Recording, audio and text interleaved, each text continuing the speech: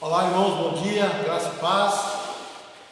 Nós estamos caminhando para o nosso quarto final de semana sem nos reunirmos e hoje nós resolvemos então reunir um pequeno grupo, tomando todos os cuidados, com álcool gel, com água e sabão e com distanciamento também. Tem o Henrique que está lá atrás, o Márcio está bem à minha esquerda, a Lu à minha direita, o Bruno também está lá atrás. Então nós vamos fazer um momento de adoração ao Senhor, louvor e adoração, para poder levar até os irmãos que estão em casa, impossibilitados de vir à igreja, assim como nós também, para que você possa participar conosco neste dia, tá bom? Nós vamos falar um pouco hoje sobre Páscoa, sobre um momento ímpar quando o nosso Senhor Jesus Cristo ressuscitou e que o túmulo não é o nosso destino final. Amém? Nós vamos orar nesse momento, logo após nós vamos estar ouvindo 2 louvores, para que você possa participar também. Se você estiver nos ouvindo, entra aí na live, participe, dê sua opinião, depois nós vamos comentar no final do culto, tá bom? Feche seus olhos. Senhor nosso Deus e nosso Pai querido, nesta manhã nós queremos adorar o Teu nome, nós Te louvamos porque o Senhor é santo, porque o Senhor é poderoso, o Senhor merece toda a honra, toda a glória, todo o louvor. E nós pedimos desde já, Pai, que tudo que aconteça aqui neste momento, neste culto, possa ir de encontro ao coração daqueles que estão em casa, daqueles que estão passando por um momento difícil, aqueles que estiverem tristes, que o Senhor traga alegria, aqueles que estiverem apreensivos, que o Senhor traga alento, aqueles que estiverem preocupados, chorosos, que o Senhor enxugue suas lágrimas. Obrigado por tudo, nós te louvamos, no nome de Jesus. Amém. Vamos então ouvir 2 louvores.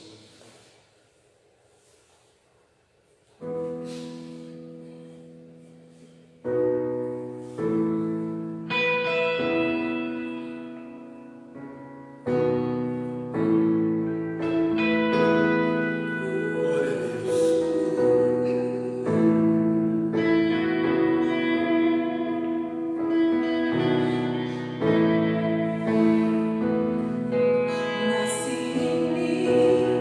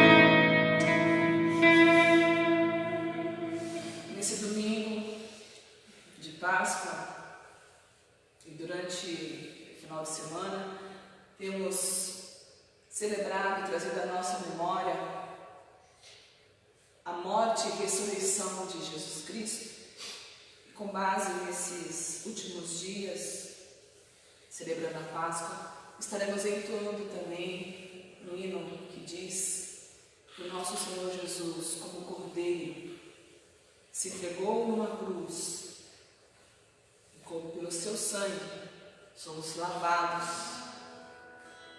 e com uma espinhosa coroa que Ele mesmo suportou, Ele nos prova o quanto Ele nos ama. Amém. Nos amou, nos amará. Amém. Amém. Glória a Deus.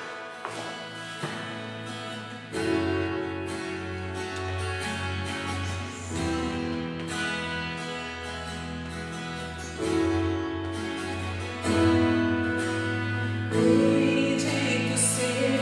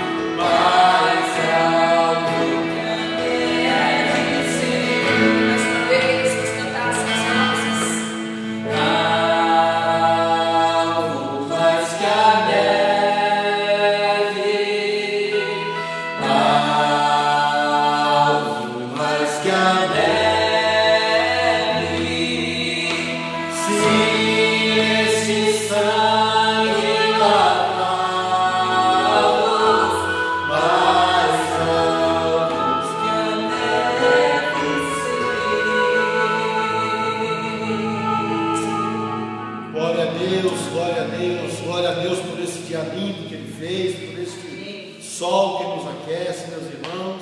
E nós estamos aqui para poder, nesta manhã, trazer à memória um momento importante quando o nosso Senhor Jesus, Ele ressuscitou e aquela tumba estava vazia. Então eu quero ler nesta manhã com os irmãos no livro de João que foi uma das testemunhas oculares do Senhor Jesus, nascimento, vida e morte, e ele fala com muita propriedade de tudo aquilo que ele viu e presenciou. Então João capítulo 20, do versículo 1 ao 10, tem uma passagem muito importante. Eu gostaria que você abrisse agora a sua Bíblia, se você tiver aí na sua casa. Vou te dar aí mais uns 5 minutinhos para que você possa abrir a sua Bíblia, se possível. Se não, só ouça e depois você então pode ler na sua casa com o tempo. João capítulo 20, do versículo 1 ao 10, que diz assim: no primeiro dia da semana, bem cedo, estando ainda escuro, Maria Madalena chegou ao sepulcro e viu que a pedra da entrada tinha sido removida. Salientar que em outros evangelhos, Lucas e Mateus, diz que outras mulheres estavam com Maria, porém João ele se fala só de Maria. O versículo 2 diz assim: então correu ao encontro de Simão, Pedro e do outro discípulo, aquele a quem Jesus amava, e disse: tiraram o Senhor do sepulcro e não sabemos onde o colocaram. Pedro e o outro discípulo saíram e foram para o sepulcro. Os dois corriam, mas o outro discípulo foi mais rápido que Pedro e chegou primeiro ao sepulcro. Ele se curvou e olhou para dentro, viu as faixas de linho ali, mas não entrou. A seguir, Simão Pedro, que vinha atrás dele, chegou, entrou no sepulcro e viu as faixas de linho, bem como o lenço que estivera sobre a cabeça de Jesus. Ele estava dobrado à parte, separado das faixas de linho. Depois o outro discípulo que chegara primeiro ao sepulcro também entrou, ele viu e creu. Eles ainda não haviam compreendido que, conforme as Escrituras, era necessário que Jesus ressuscitasse dos mortos. E o texto diz que os discípulos voltaram para casa. Eu quero fazer novamente a leitura do versículo 9, quando diz que eles ainda não haviam compreendido que, conforme as Escrituras, era necessário que Jesus ressuscitasse dos mortos.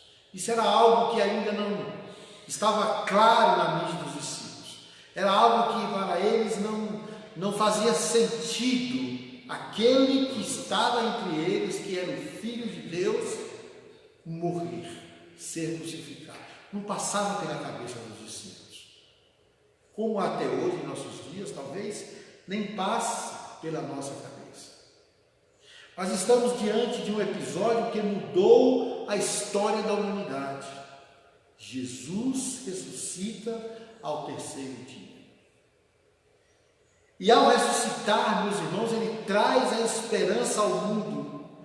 Ao ressuscitar, Jesus traz uma nova perspectiva aos homens, que o túmulo não é a nossa morada definitiva. Glória a Deus. Que coisa maravilhosa. Quando Jesus ressuscita, ele está declarando ao mundo que a sepultura, que a tumba fria não é a nossa reta final. Porque temos a esperança de que ressuscitaremos com Ele.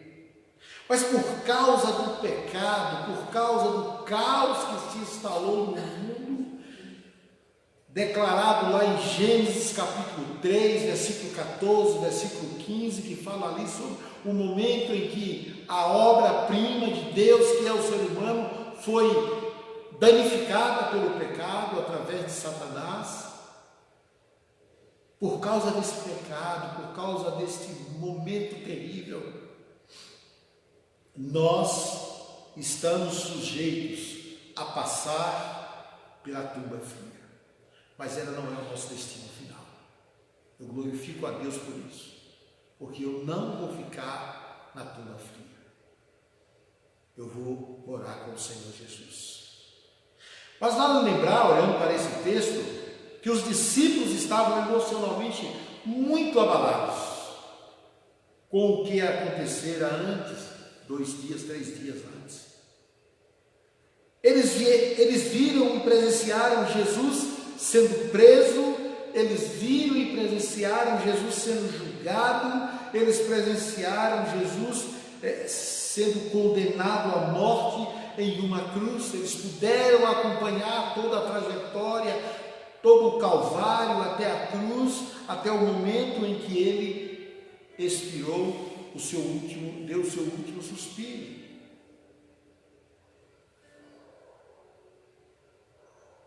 Julgado e condenado a morrer em uma cruz. E isso era muito para eles compreenderem, até como é para nós hoje muitas vezes, embora sabemos que Jesus morreu por uma causa nobre, por algo maior, por um destino que ele veio como bebê a este mundo, como diz lá em Filipenses capítulo 2, que ele deixou o trono da sua glória e veio e habitou entre nós como homem, simplesmente para nos salvar do horror do pecado. Não estava sendo fácil para aquele grupo de homens, para aquele grupo de mulheres, digerir essa ideia de que Jesus estava morto. Como compreender que aquele que se dizia ser o próprio Deus se deixou ser morto por um punhado de homens pecadores e sem escrúpulos nenhum, e que não conseguia discernir um palmo diante do seu nariz? Homens que tinham vidas promíscuas, homens que tinham vidas fora do contexto de Deus, agora conseguem matar o Senhor da vida. Estava longe, meus irmãos, daqueles homens, daquelas mulheres compreenderem o propósito da cruz, e não lhes restava alternativa nenhuma naquele momento, diante do poder bélico que cercava toda aquela situação, diante de todo o poder que tinha aqueles homens. Aqueles discípulos agora não tinham mais o que fazer, a não ser chorar, a não ser lamentar, a não ser lamuriar e ficar triste. Mas o que eles não sabiam é que algo grande, algo maior estava para acontecer. Mas para eles só restava ficar em casa, chorar e lamentar, porque eles ainda não tinham compreendido e não tinham noção de que neste dia, naquele dia maravilhoso, logo no primeiro dia da semana, Jesus voltaria à vida. Ele sairia, ele romperia todas as armações que foram feitas, a pedra grande que estava diante daquele túmulo, e ainda com guardas vigiando, toda uma trama para que pudesse depois falar alguma coisa sobre esse Messias. Agora cai por terra. O texto diz, meus irmãos, que mulheres em ação não ficaram prostradas. Elas levantaram logo cedo e foram ao local, levando seus ungüentos, levando seus perfumes, levando suas especiarias para poder preparar aquele local ali, deixar mais cheiroso por amor a Jesus. Então o texto lido nesta manhã nos mostra mulheres em ação. Eu digo mulheres porque os outros evangelistas dizem que algumas mulheres foram até o sepulcro. Mas para nós agora não importa se era Maria, se era um grupo de mulheres, se era uma, se era duas, se era três. O importante é entendermos que os evangelistas retratam que Jesus ressuscitou. Jesus não está morto, ele está vivo. Ele está à destra do Pai, ele está preparando lugar, ele está preparando morada, e a promessa dele, logo após esse período, depois de algumas aparições entre os seus discípulos, ele disse que iria para o Pai, prepararia lugar e voltaria para nos buscar. Amém. E crendo piamente nisso, estamos esperando o momento que o Senhor voltará para buscar a sua igreja. A realidade é que o túmulo estava vazio. Descobriram que a morte não era o fim. Aquele grupo de irmãos e irmãs descobriram que o túmulo vazio significava vitória. Aquelas mulheres, então, depois de ver aquele túmulo vazio, elas voltaram aos amigos com uma palavra de ânimo, com uma palavra de esperança e com uma mensagem: Jesus está vivo, nós o vimos. E como elas disseram, levantem, é como se elas dissessem: levantem, tenha ânimo, a nossa história não acabou aqui, a nossa história continua, porque o nosso Senhor está vivo. Glória a Deus. Mas como acreditar naquelas mulheres? Diziam talvez nos seus corações, ainda temerosos, incrédulos, ignorantes sobre a soberania de Deus. Como acreditar naquelas mulheres? Nós o vimos ser sepultado, nós o vimos ser perfurado, nós vimos a hora que a cruz desceu e que ele foi tirado de nós e levado para um sepulcro, e nós vimos a hora que foi selado aquele sepulcro. Como podemos acreditar? Mas mesmo em meio a esse sentimento, esses sentimentos de amargura, de dor, de dúvida, eles vão tirar essa história limpa. E o texto diz que Pedro e mais alguns partirão em direção ao túmulo. E para a surpresa deles, o túmulo estava vazio. Jesus não estava mais entre os mortos. Jesus vivia. Mas aí, depois desse episódio, ainda continua. Mas agora o que faremos? Ainda sem entender nada, voltam para suas casas sem compreender as Escrituras. E é aqui que eu quero chamar a sua atenção para algo muito importante. Uma triste realidade que nós ainda vivemos em pleno século XXI, onde, embora a tecnologia esteja muito avançada, onde as informações correm de maneira vertiginosa, onde muitas coisas têm estado a favor da propagação do Evangelho. Mas a triste realidade, meus irmãos, é que ainda no século XXI presenciamos que o mundo está vivendo sem entender as Escrituras, sem entender que Jesus ele subiu naquela cruz e derramou o seu precioso sangue por mim, por você. E aquele pecado que nos desfigurava e nos deixava afastado de Deus, agora perdeu o seu poder, perdeu a sua magia maléfica, perdeu o poder de nos desfigurar diante de Deus, e agora pelo poder da cruz, pelo poder do sangue derramado na cruz, novamente resplandece no nosso rosto aquele que se curvou diante da cruz. Mas o mundo ainda caminha sem entender que a única forma de vivermos neste mundo é estarmos em submissão a Deus. Que a única forma de alcançarmos a vida eterna é se submetendo e aceitando Jesus como o Senhor de nossas vidas. Mas o mundo prefere viver de uma forma própria, ditando suas próprias regras, vivendo pelo seu bel prazer e deixando Deus de lado e fazendo aquilo que eles acham que é melhor fazer.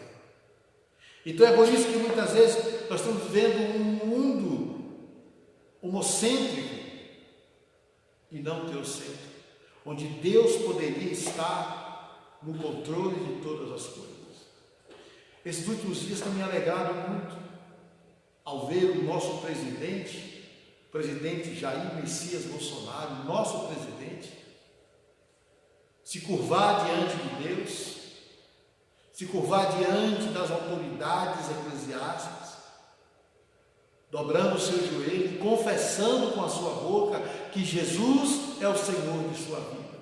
E se isso for uma realidade, se isso realmente proceder de maneira correta, nós podemos dizer em pouco tempo que nós somos uma nação regida pelo poder de Deus. Que Deus abençoe o nosso presidente, que Deus abençoe a sua vida e que você, presidente, continue firme, continue com a sua mão no estandarte e não deixe que essa corja de bandidos que trouxeram o nosso país à bancarrota continue fazendo o que eles querem fazer, mas que cada um possa ir para o seu devido lugar. Viver em submissão a Deus é obedecer e respeitar as leis divinas. Tiago capítulo 4, lá no versículo 7, ele vai dizer: portanto, submetam-se a Deus, resistam ao diabo. Efésios capítulo 5, versículo 21, também manda nos submetermos uns aos outros por amor a Cristo.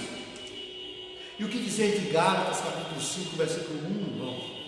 Quando diz que foi para a liberdade que Cristo nos libertou, portanto permaneçam firmes e não se deixem submeter novamente ao jugo de escravidão. Aqueles que têm o Senhor Jesus já no seu coração, que já confessou o seu nome e tem vindo pela sua glória, continue nesta palavra, continue nesta adoração. Estamos ouvindo aqui um barulho na rua, não sabemos o que é, porque estamos reclusos dentro aqui do templo, então lá fora está acontecendo alguma coisa, não sabemos o que é.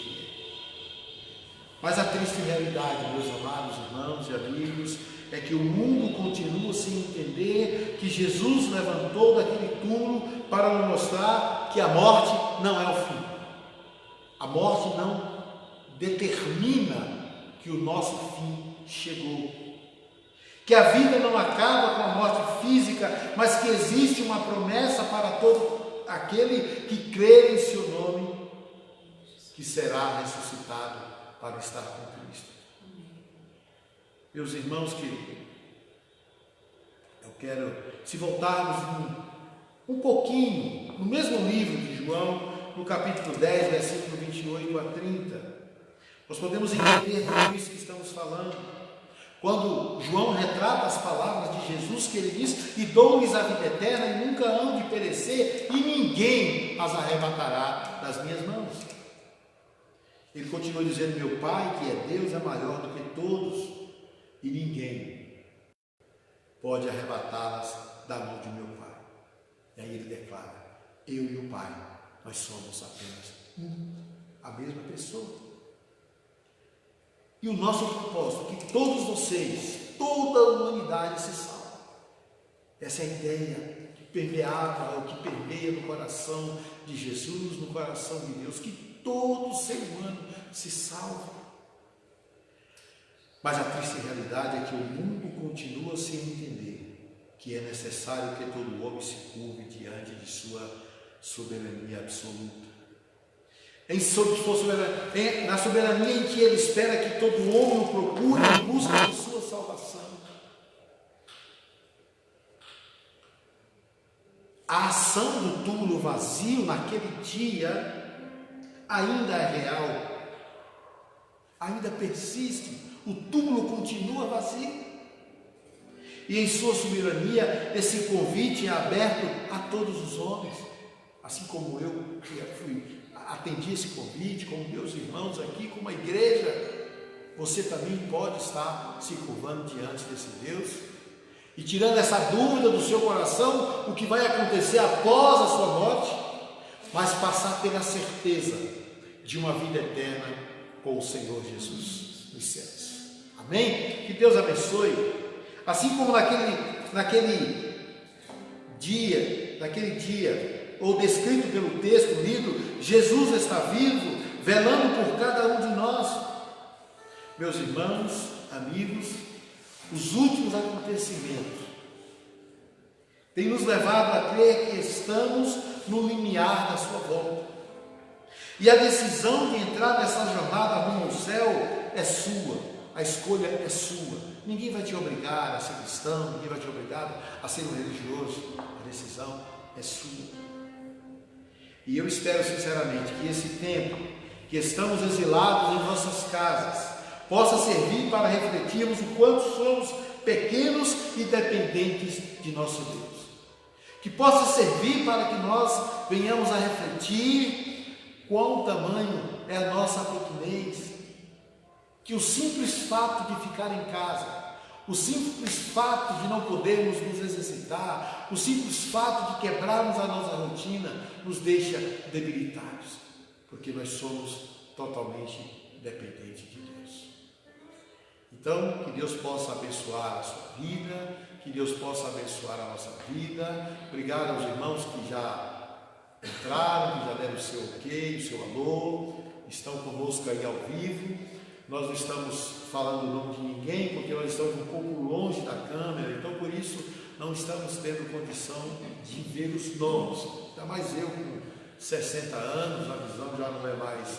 A irmã está me auxiliando aqui. Então nós temos aqui o irmão Silene Souza, o André, também o Ironaldo, Eliane, Geni, minha irmã, Deus abençoe, a Luciene Souza, a irmã Joana Chaves, Bruno, Luciana e Nayara, Antônio Carlos de Oliveira, Marcelo Souza Pacheco, o Márcio Souza Pacheco, e o Joselito Santos, né, meu amigo, muito longe do Brasil, muito longe aqui no Brasil, mas também está ao vivo nos assistindo. Então que Deus possa abençoar a sua vida, a sua família e todos aqueles que te cercam, e que o Espírito Santo do Senhor possa cobrir a tua casa, a tua família, que nesse momento tão difícil, nesse momento tão inquieto que estamos vivendo, nesse momento de incertezas, você deposite no Senhor a sua confiança, e Ele voltará o seu olhar de misericórdia para nós. Que Deus os abençoe. Nós vamos ouvir mais um cântico e depois vamos estar encerrando esse momento de louvor e adoração ao nosso Deus. Amém? Vamos ouvir então mais um cântico.